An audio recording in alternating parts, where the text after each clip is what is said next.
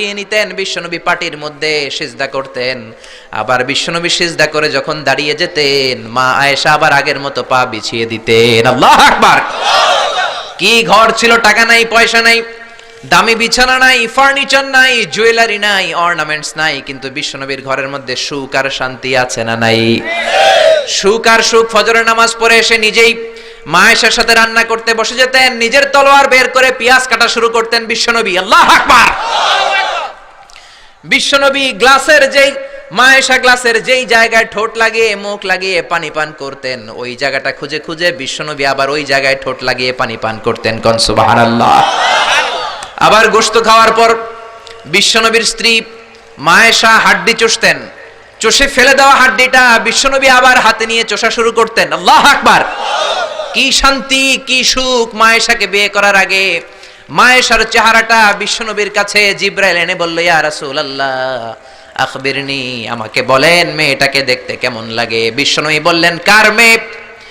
আপনার বন্ধু আবু বকরের মেয়ে। কেন এনেছো? আল্লাহ ডাইরেক্ট প্রপোজাল দিয়েছে, ডাইরেক্ট প্রপোজ করেছে বিয়ের জন্য। বিশ্বনবী বললেন, তাই নাকি? জিবরাইল বললেন, হ্যাঁ ইয়া রাসূলুল্লাহ, আমি হলাম বিয়ের ঘটক, আল্লাহ হলেন বিয়ের কাজী।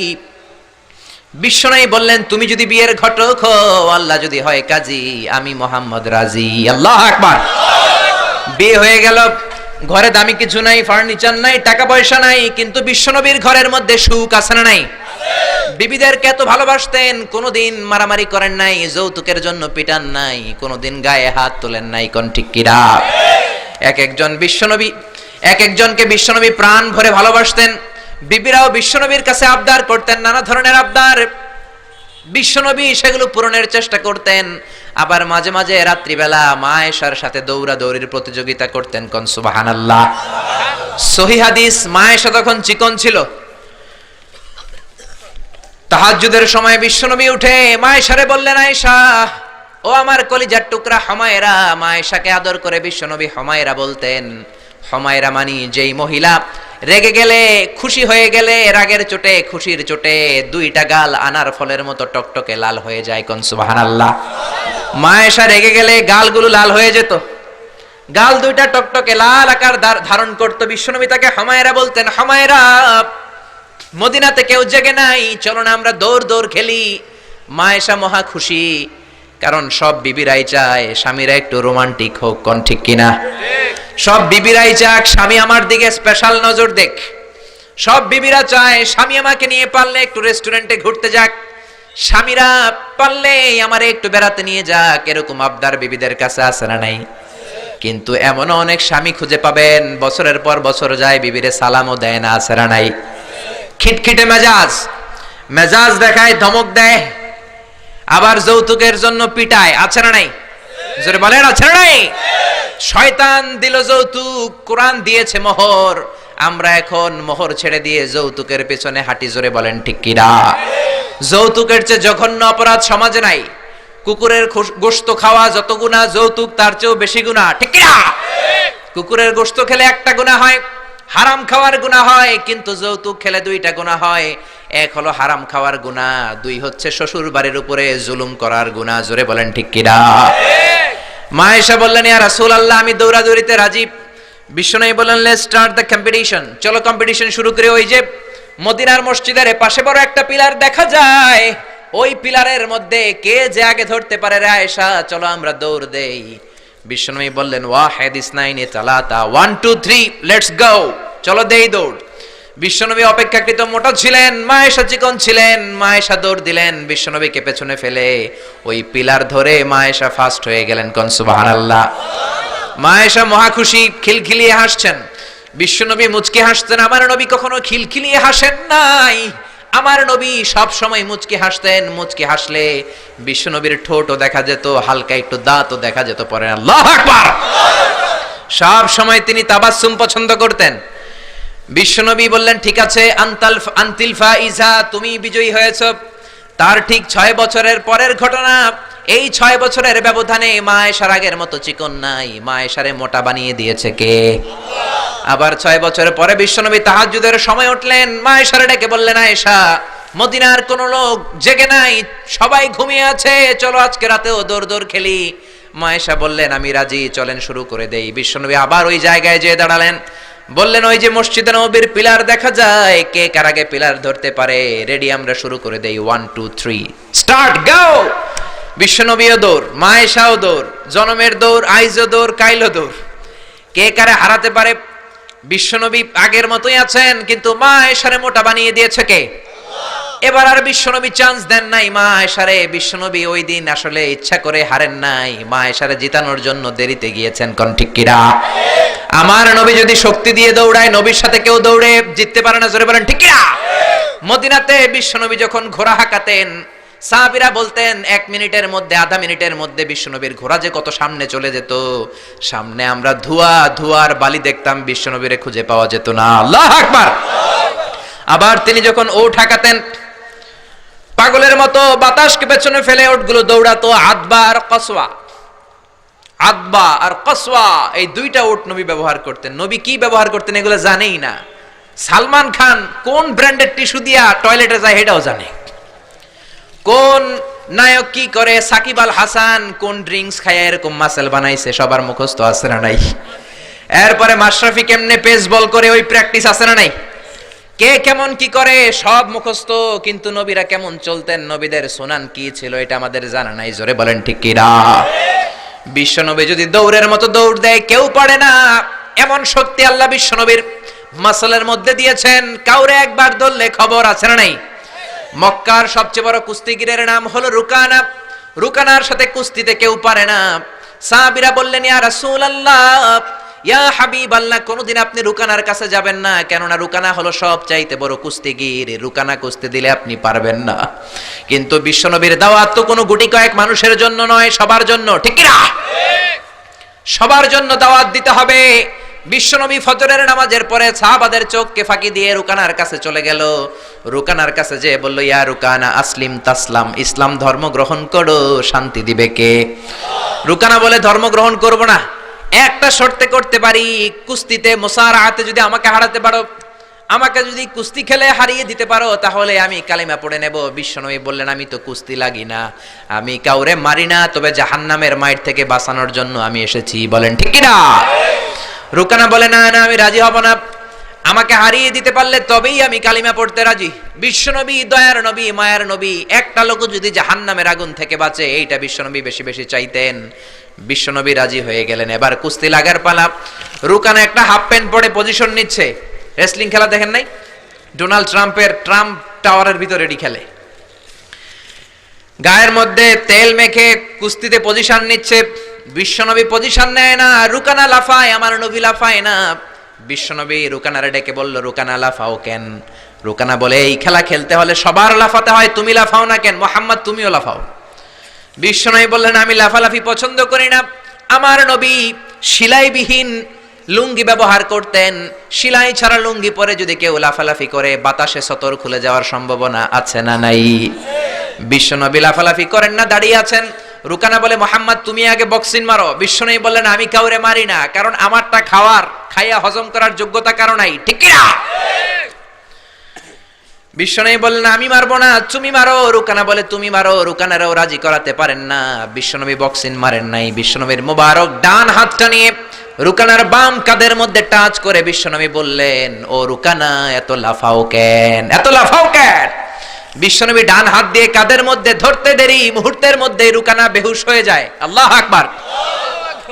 সবাই রুকানার মাথার মধ্যে পানি ঢালে হুশ করে বলে রুকানা তুই তো বড় শিয়ানা।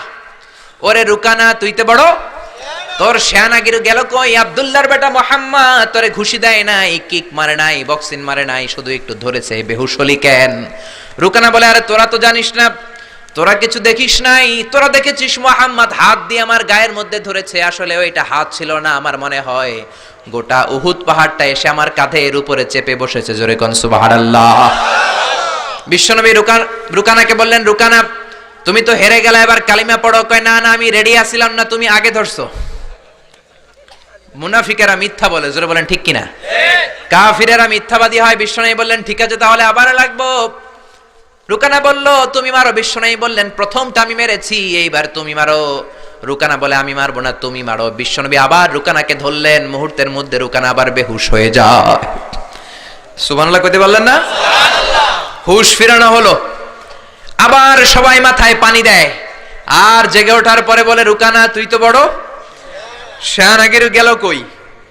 রুকানা বলে, আবার ওই যে উহুদ পাহাড়, উহুদ পাহাড়, উহুদ পাহাড় আমার কাঁধের উপরে চেপে বসেছে, তোমরা তো খালি চোখে দেখো নাই। বিশ্বনবী বললেন, এবার কালিমা পড়ো।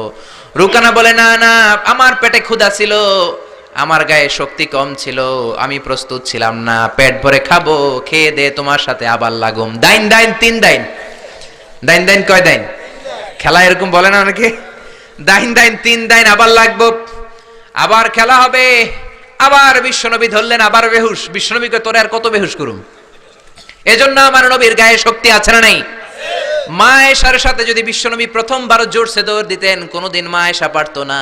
মা আয়েশারে জিতিয়ে দেওয়ার জন্য ইচ্ছা করে আস্তে দৌড়েছেন। এবার দ্বিতীয়বার যখন দৌড়ের পালা, মনে আছে তো না ভুলে গেছেন? বিশ্বনবী বললেন 1 2 3 দৌড় দাও। মা আয়েশাও দিলেন দৌড়, বিশ্বনবীও দিলেন দৌড়। এবার মা আয়েশাকে আর চান্স না দিয়ে বিশ্বনবী দৌড়ে যেয়ে পিলার ধরলেন। এবার আর মা আয়েশার মুখে হাসি নাই, এবার রেগে আছে, একেবারে গড়গড় করছে, রেগে জিততে পারে নাই। হেরে গেলে মেয়েদের একটা আলাদা রাগ আছে না নাই? বিশ্বনবী আয়েশার কাছে গেলেন, ডেকে বললেন, হুমায়রা হাদিহি সাবাকাতু বিতিলকা, হাদিহি সাবাকাতু বিতিল, কই যে 7 বছর আগে তুমি আমারে দৌড়ে হারিয়ে দিয়েছিলা, আজকের এই রাতের দৌড়ের প্রতিযোগিতায় তোমারে হারিয়ে ওইটার প্রতিশোধ নিয়ে নিলাম। কোন সুবহানাল্লাহ। মাঝে মাঝে এরকম বউয়ের সাথে প্রতিশোধ খেললে ভালোবাসা বাড়ায় দেয় কে? এজন্য সুযোগ পেলে দৌড়াদৌড়ি খেলবেন। রাজি আছেন তো? নাকি লাঠি লইয়া হেতেরে দৌড়ায় যান, আর হেতিও বাসাল্লাই দেয় দৌড়? ওই দৌড়া দৌড়ি না, আমিয়া ভালোবাসার দৌড়া দৌড়ি। বিবি আপনার জন্য সাজে, বিবি আপনার জন্য পার্লারে যায়, বিবি আপনার জন্য লিপস্টিক দেয়। একদিনও বিবিরে বললেন না তুমি সুন্দরী? পাশের বাড়ির বড় ভাই বলল, ভাবি আপনার হেব্বি লাগতেছে। ভেজাল আছে না নাই? কথা বলেন, আছে না নাই? আপনার বিবি আপনার জন্য গহনা পরে, আপনার জন্য জুয়েলারি পরে, আপনার জন্য সুন্দর শাড়ি পরে, খোপায় ফুল দেয়, আপনার কাছ থেকে প্রশংসা চায়। একদিনও নজর করে বললেন না তুমি সুন্দরী, তুমি অপ্সরী, অনন্যা, সুস্নিগ্ধা, সুহাসিনী, সুকেশিনী, সুভাসিনী, অসূর্যম পশা, কাজল কালো কেশ, মেঘ কালো কেশ, ডাগর ডাগর হরিণের মতো তোমার দুটি চোখ, একদিনও বললেন না। কিন্তু আপনার ছোট ভাই একদিন বলে ফেললো, ভাবি তোমারে যা লাগতেছে না। ভেজাল বেশি না কম? এজন্য খবরদার, বিবির প্রশংসা করেন, বিবির প্রশংসা করেন। মহিলারা প্রশংসা শুনতে বেশি ভালোবাসে। মহিলাদের সাথে যদি ঝগড়া করেন, ঝগড়া আরো বেড়ে যাবে। মহিলাদেরকে যদি প্রতিদিন কয়েকবার করে বলেন I love you, I am sorry, খুশি হয়ে যাবে। কোন ঠিক কিনা? বিয়ে করার আগে প্র্যাকটিস করবেন আই লাভ ইউ, আর প্র্যাকটিস করবেন I am really sorry. Sorry কইতে না পারলে খবর আছে। আপনি দোষ করলেও সরি, উনি দোষ করলেও আপনি সরি। বারবার সরি আপনাকেই বলতে হবে, তাহলে ফ্যামিলিটারে জান্নাতি ফ্যামিলি বানিয়ে দিবে কে? আর যদি মেজাজ দেখান, আর যদি ঝগড়া করেন, ওই ঝগড়াগুলো ছেলে মেয়েরা শিখবে, ঘরটারে জাহান্নামের ফ্যামিলি বানিয়ে দিবে কে? এজন্য নিয়ত করেন, মহিলাদের কাজের প্রশংসা করবেন, মহিলাদেরকে ভালোবাসবেন। বিশ্বনবী বলেন, হুব্বিবা ইলাইয়া মিন দুনিয়াকুম সালাস, এই দুনিয়ার 3টা জিনিস আমাকে আল্লাহ পছন্দনীয় করে দিয়েছে। 1 নম্বরে আত্তিব, আমি পারফিউম বা আতর ইউজ করতে পছন্দ করি। 2 নম্বরে হলো আন-নিসা, মহিলাদেরকে পছন্দ করি। 3 নম্বরে কুররাতু আইনি ফিস সালাহ, নামাজের মধ্যে যখন দাঁড়িয়ে থাকি সেটাও পছন্দ করি। আল্লাহু আকবার। আমার নবী পারফিউম দিতেন বেশি বেশি, আমরা দেই এইখানে, নবী দিতেন এইখানে। কারণ বিশ্বনবী আতর ব্যবহার করার পরে সারাদিন যত মানুষের সাথে মুসাফা করতেন, বিশ্বনবীর ব্যবহার করা আতরের ঘ্রাণ সব মানুষের হাতে হাতে চলে যেত। সুবহানাল্লাহ। আবার বিশ্বনবী মহিলাদেরকে ভালোবাসতেন, আবার বলতেন, আল্লাহ আমার কোন ছেলে সন্তান বাঁচিয়ে রাখে নাই, শুধু মেয়েগুলোরে বাঁচিয়ে রেখেছে। আবার ফাতেমার ব্যাপারে বলতেন, ফাতিমা তু বিদউম মিন্নি, ফাতেমা আমার কলিজার টুকরা, যে ফাতেমারে কষ্ট দেয় সেজন্য আমারে কষ্ট দেয়, সেজন্য যে ব্যক্তি ফাতেমার মুখের মধ্যে হাসি ফুটিয়ে দেয় সেজন্য আমি বিশ্বনবীর মুখের মধ্যে হাসি ফুটিয়ে দেয়। আল্লাহু আকবার। এই জন্য নারীদের প্রশংসা করতে রাজি আছেন তো? স্ত্রীর সাথে ভালো সম্পর্ক রাখতে রাজি আছেন তো? এক ওয়াজে একজন মোটিভেটেড হয়েছে আলোচনা শুনে, যে না, বিবির প্রশংসা করতে হবে, আজীবন তো খারাপ আচরণ করলাম, আজকে যে একটু প্রশংসা করে দেখি। বাড়িতে চলে গেছে, বিবির প্রশংসা করবে। বিবি খাবার দিয়েছে, খেতে বসেছে, স্বামী খায় আর বিবি বসে বসে দেখছে, স্বামী মিটমিট করে হাসে। বিবি বলে, ওয়াজ থেকে আসছো, এবার খাবার খাচ্ছ, ভালো কথা, মিটমিট করে হাসো কেন? বিবি বলে, মিটমিট করে হাসো কেন সেটা বলো। স্বামী কয় মিটমিট করে হাসি হচ্ছে, এর কারণ হচ্ছে আজকে যে খাবারটা খাচ্ছি রান্নাটা এত মজা হয়েছে না, এত মজার রান্না আমার জীবনে খাই নাই। রান্না মজা হয়েছে শুই না, বিবি তেলে বেগুনে জ্বলে উঠছে, কি রান্না মজা হয়েছে, 10 বছর ধরে রান্না করে খাওয়ায় একদিনও রান্নার প্রশংসা করলা না। আজকে পাশের ঘরের ভাবি একটু গরুর গোশতের তরকারি পাঠাইছিল, ওইটা দিয়েই ডিনার দিছিলাম, রাতের খাবার দিছি, রান্না বান্নার করি নাই। ওই রান্না তোমার এত ভাল লাগছে, খাও জনমের খাওয়া, আর রান্না করবো না তোমার জন্য। এজন্য প্রশংসা করবেন খুব ভালো কথা, কিন্তু জেনে বুঝে প্রশংসার দরকার আছে না নাই? বিবির সাথে যদি ভালোভাবে প্রশংসা করেন, ভালো আচরণ করেন, ফ্যামিলিটারে সুন্দর বানিয়ে দিবে কে?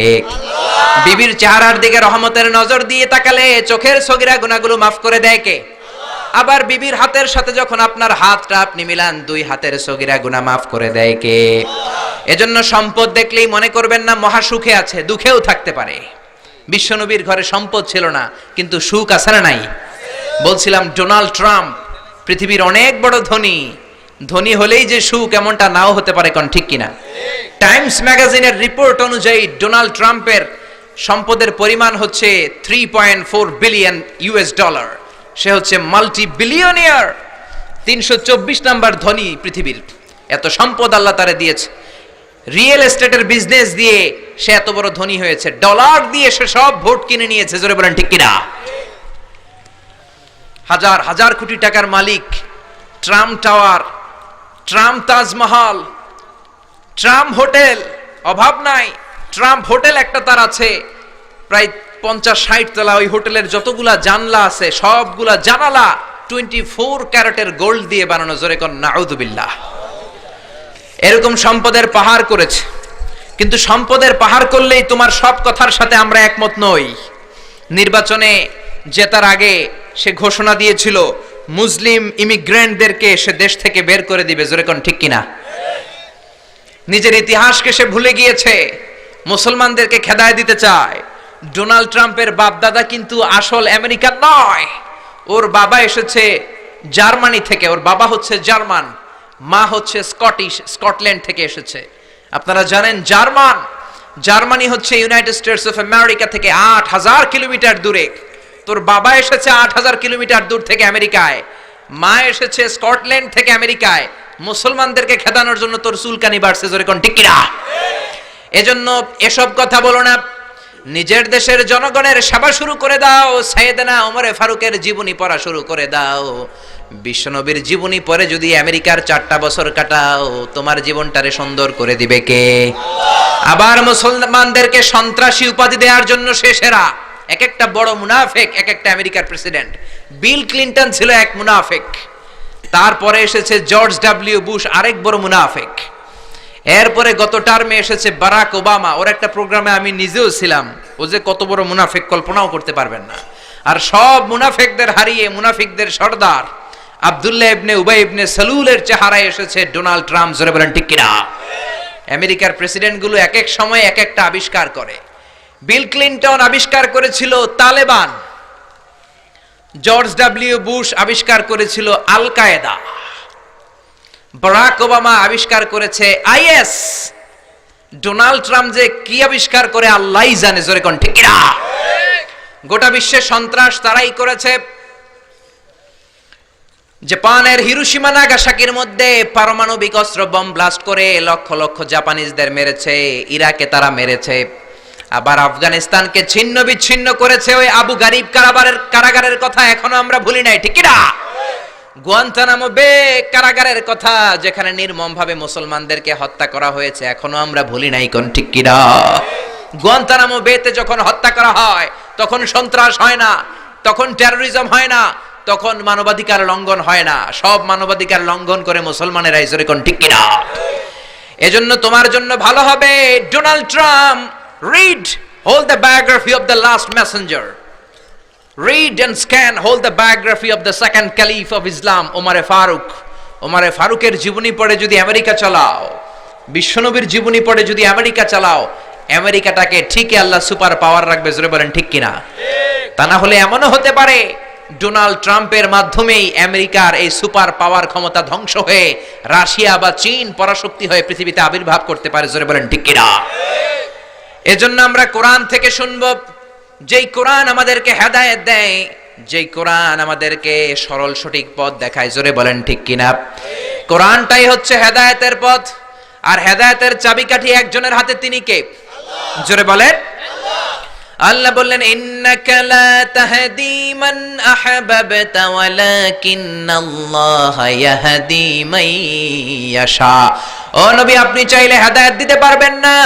হেদায়েতের ক্ষমতা আমি আপনারে দেই নাই, হেদায়েতের মালিক আপনারে বানাই নাই। হেদায়েত একজন করেন, তিনি কে? আল্লাহ। এই জমিনে অনেক নবী ছিল, বাবা ছিল নবী, ছেলের হেদায়েত করতে পারে নাই। ছেলে ছিল নবী, বাবার হেদায়েত করতে পারে নাই।